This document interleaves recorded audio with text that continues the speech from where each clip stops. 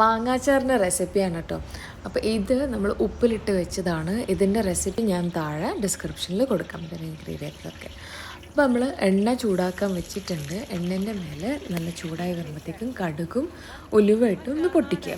അത് കഴിഞ്ഞ് നമുക്ക് വെളുത്തുള്ളി ഒന്ന് ആഡ് ചെയ്ത് കൊടുക്കാം. നല്ല ചതച്ച് വെച്ച വെളുത്തുള്ളി. അത് കഴിഞ്ഞ് നമുക്ക് കറിവേപ്പിലയും കൂടി ആഡ് ചെയ്തതിന് ശേഷം നമുക്ക് ഇതൊന്ന് ചൂടായി വന്നതിന് ശേഷം നമുക്ക് അടുപ്പിൽ നിന്ന് മാറ്റിയിട്ട് ഈസ്റ്റേണിൻ്റെ അല്ലെങ്കിൽ ഏത് ബ്രാൻഡിൻ്റെ ആയാലും ശരി മുളക് പൊടി ഒന്ന് ആഡ് ചെയ്ത് കൊടുക്കുക. നല്ലതുപോലെ ഒന്ന് മിക്സ് ചെയ്ത് കൊടുക്കുക. നല്ലതുപോലെ മിക്സ് ആയതിന് ശേഷം നമ്മൾ മാങ്ങ ഉപ്പിലിട്ടത് ഒന്ന് ഇതിൽ ആഡ് ചെയ്ത് കൊടുത്ത് നല്ലോണം മിക്സ് ചെയ്ത് കൊടുക്കാം.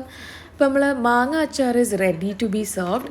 ഇത് ഇൻസ്റ്റൻ്റായിട്ട് നിങ്ങൾക്ക് സെർവ് ചെയ്യാവുന്നതേ ഉള്ളൂ. അല്ലെങ്കിൽ 1 to 2 days കഴിഞ്ഞ് നിങ്ങളിത് ഉപയോഗിക്കുകയാണെങ്കിൽ ഇതിൻ്റെ ടേസ്റ്റ് ഒന്നും കൂടി കൂടും.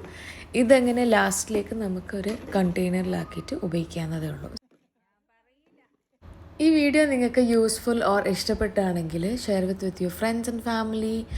പിന്നെ if you are like my video, give this video thumbs up, and for more such videos keep watching Tara Voice.